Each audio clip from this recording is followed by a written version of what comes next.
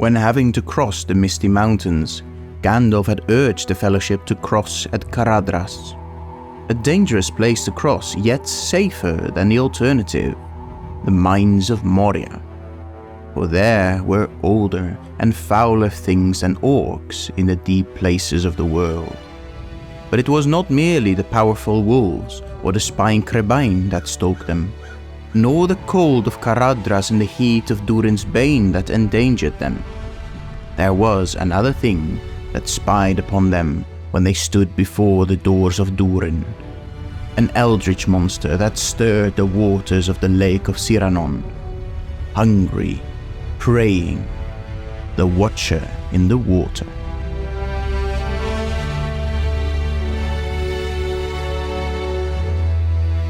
Welcome back, Meldenjar, to this latest lesson. Don't forget to subscribe and ring the bell to be notified of the next lesson, where we will look at why the Fellowship seemingly ignored Gandalf's advice when he told them, "Fly, you fools." And for those who want to bring a bit of Arda into their house the coming year, we have created a new calendar, with 12 beautiful scenes by Steffi Art, and a rather flattering portrait of yours truly, if I may say so myself. Our patrons will get a personal discount code on top of their existing benefits, so everyone can click the link and bring a beautiful portrait of Arda into their home for 2024. But with that said, this week we will look at the Eldritch monster that hunted anything wanting to enter Moria. We all recognize the Watcher in the Water as an Eldritch monster, with octopusian tentacles and a horrible head which vaguely appeared like a deformed skull. However, most of these depictions are not what the Fellowship themselves saw. To them, there was only a violent stirring of the water, and from it came forth 21 long tentacles, sinuous extremities that were fingered at the end and glowed with a pale green light. But they only saw those tentacles. They did not see a body from which they sprouted, nor even if they came from a single being, or, perchance, multiple similar creatures that lurked beneath the cold water of the Sirannon. But luckily we know a bit more of it than what merely the Fellowship saw, for we know more than they of its past, as well as its home. Its home, as far as they knew, was the Lake of Sirannon, though it had not always been. Once this being, or these beings, lived in the cold, dark waters beneath the Misty Mountains. But that had changed. Whether caused by dark forces or natural events, the Sirannon, the gate stream that sprung next to the Doors of Durin, the west gate of Moria, became dammed up, and where once the stream flowed bright and clear, there now was forming a foul lake. The stagnant water turned into a green broth, exuding a foul odor, and in which surface was reflected neither sky nor sun. And in the decades before the Fellowship passed by the lake, the Watcher in the Water entered it through the cracks in the stone, rising to this surface lake from his old home in the deepest depths. We first heard of it in the year 2994 of the Third Age, 24 years before the start of the War of the Ring. It was when Balin was leading an expedition into Moria in the hopes of reconquering and repopulating the ancient dwarven city. But luck was not on their side, and one by one the dwarves of Balin's expedition were slain by orcs.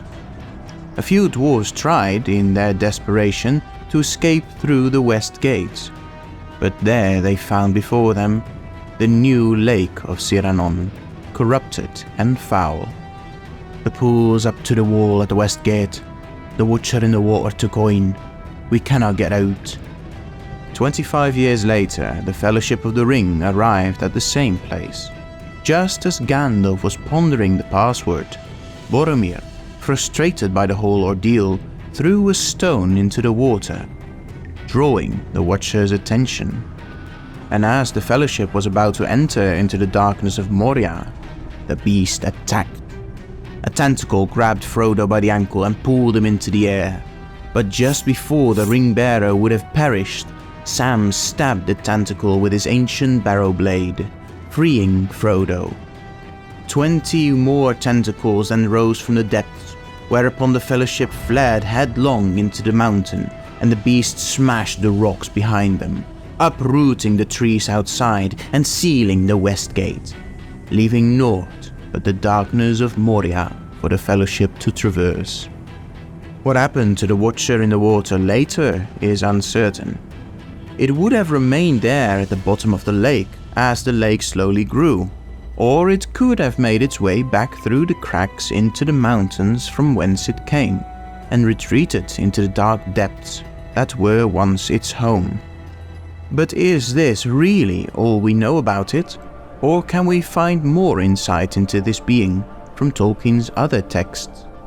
What makes the Watcher particularly interesting is that he seems to be the only one of his kind mentioned in the lore.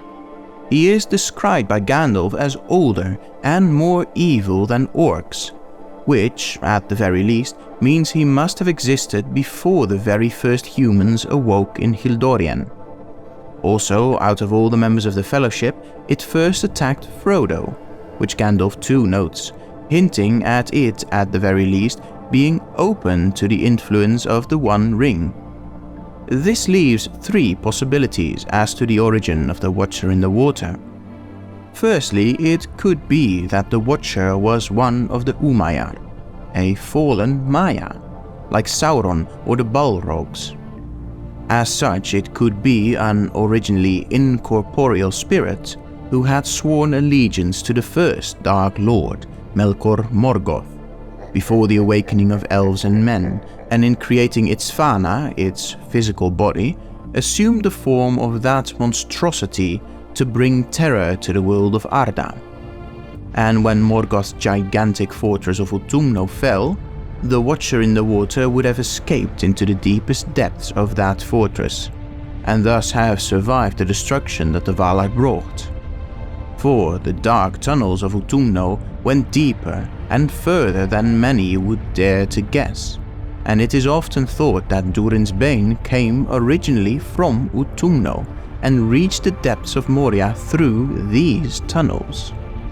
On the other hand, the Watcher could also have been less sapient and have instead been of a more animalistic origin, meaning it could have been the descendant of one of the many kinds of beasts that Morgoth had once bred into grotesque, corrupted beasts through his black magic.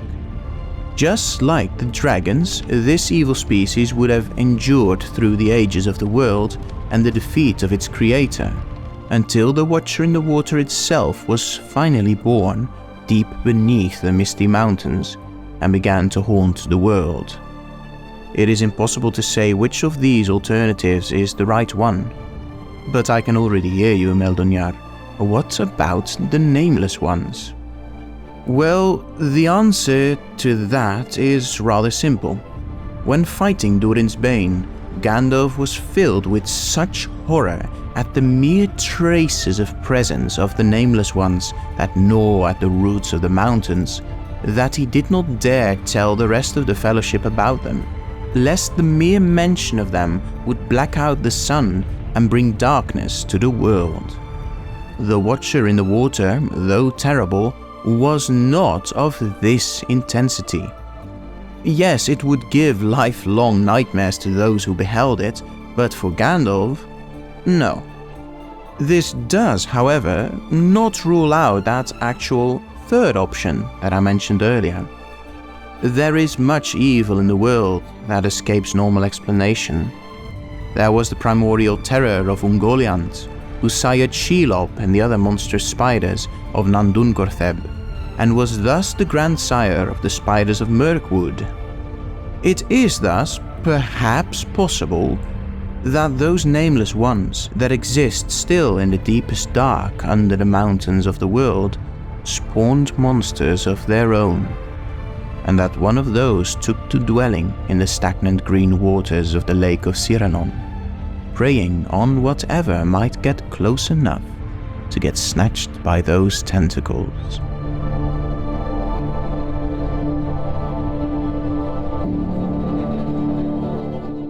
But with this, we conclude this theory and this video. Did the knowledge surprise you? Let us know in the comments. If you enjoyed it and would like to help us spread the histories of Arda to the wider world, you can bring a bit of that beautiful place into your home with our new 2024 calendar.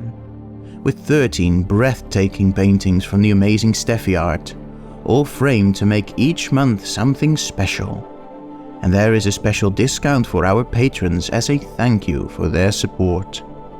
But regardless of that, be sure to subscribe and click the bell icon to be notified of the next chapter in the Mysteries of Westerness, where we will look at why the Fellowship made their way to Mordor on foot, instead of calling the aid of the great eagles and fly to Mordor.